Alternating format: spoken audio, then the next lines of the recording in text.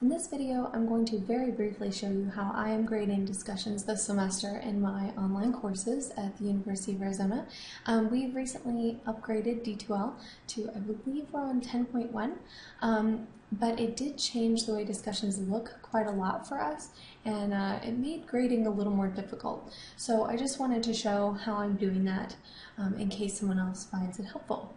So here, typically, I used to go into my discussions and choose assess topic, and then I would, pick a particular student. I'm trying to pick someone that's not a late ad so that they actually have data. And when you do that, when you click on topic score, it opens it up and lets you see any post that they've made, and it'll also typically allow you to see if that's a reply or not. And that makes it pretty simple to, to grade them, because you can see dates, you can see what they did, and so you can enter their score. If you click publish, that's what actually transfers this score from the discussions tool into the grades tool in D2L. D2L is just software, and it was written by programmers, not necessarily by, teachers and professors. So it doesn't always work quite the way we think it would. And the feedback supposedly will also go with your score to the gradebook. Though I have sometimes had students tell me that, feedback I put in a Dropbox or in a discussion, they're not actually seeing in the grades tool. So it's a good idea to check with them if you grade this way, to ask them, or, or ask one of them that you know already or something, hey, did you see the feedback I left you? just to be sure. But typically that's how I would grade, and you can still do it that way, but I don't know, it's a lot of clicks, and it felt very time-consuming to me now. So especially because it's so disconnected from the actual reading experience of the grading. It's not, I would never read their discussions that way. I would grade them that way, but I wouldn't read them that way. And now, when you read them, it looks like this, and there's no way to do it the other way, so it's very hard to tell what you haven't read, and things like that. And you can still, you can't even grade it from here anymore. Okay, so yeah, you can't even grade from in here. That may be possible to change in the settings for a particular discussion, but that's how that looks right now. Just remember, there's different ways to sort, and that could be helpful if you are participating with students and want to read this way. And some of the nice things are the visuals now. So they redid the visuals so that they'd be more appropriate for students. So you're seeing this, and then the replies are nested in here. So once we opened this one, we would actually see this student's initial post and the reply to his post by another student, which is really nice. But again, kind of not very grading conducive, not very helpful to us for getting, the job done of rewarding students for participating. So I think, let's take one quick look real quick in the edit topics section.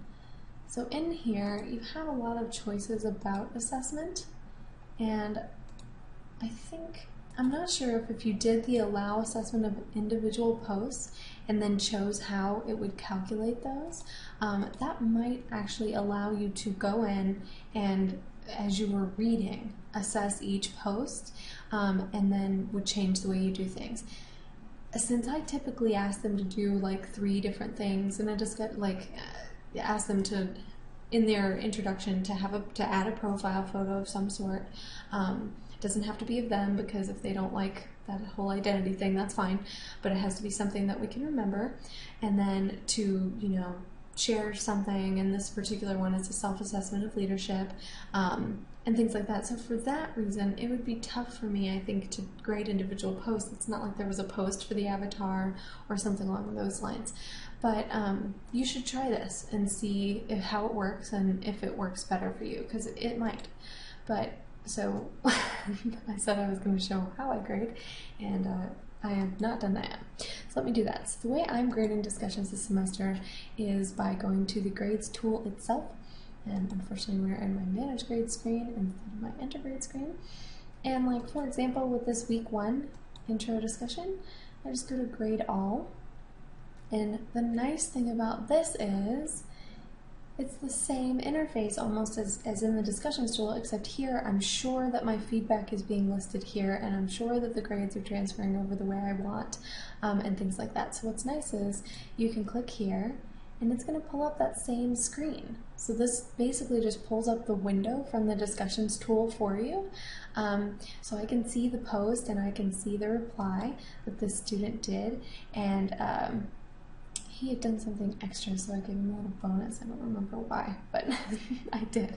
And so here, again, same thing. And then I let the student know in the feedback by clicking here, because I wasn't sure if feedback from the discussion would actually come over, why they only got 1 point and what they can do about it if they'd like to do something. It also gives me the chance to give overall feedback, which will show up to everyone, so that yeah, if I notice a trend while I'm doing the grading, which I find that option so helpful in communicating with my students what the heck is going on with their grades. So let me just show you really quickly like what my grades tool looks like for them, so you can see why maybe I would make this kind of choice. So now that we're viewing as a student, I kind of make the grades tool very explicit and almost like a like the syllabus, except here. And I try to make sure if I use conditional release on many things that it's obvious what's going on with that. I do that using schemes in D2L.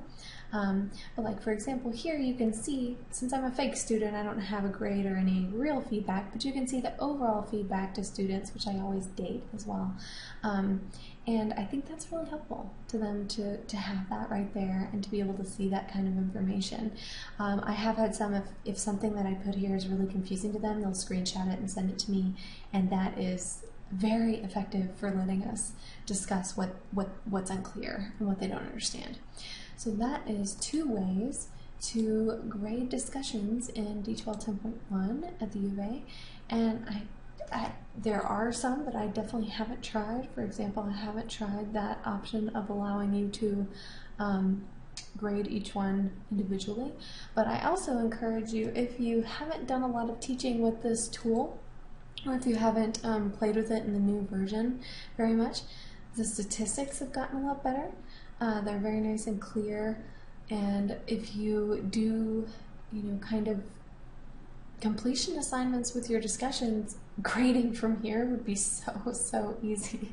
Not for the org unit in particular, but if you go to forums and topics, it's great. It's incredibly, it's really easy to grade from here because you can open it and you can see what everybody did, and if you're allowing ratings, you can see what kind of ratings their posts have gotten from other students, which is really neat if you're using that for bonus, which I'm going to be doing, not in this introduction of course, but in other parts.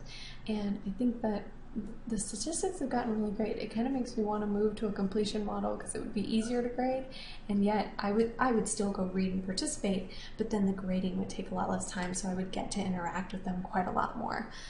So I may do that in the future. I'm trying to think if there's anything else. Yeah, just a reminder, always check your settings. You can, unfortunately, the setting to read things the old way is now gone, but there's other stuff that you can do, which is pretty great. You can change the way certain things work, and I personally also always subscribe to all of my forums. So it's not showing me to subscribe to this one, but let's just make sure that happens real quick.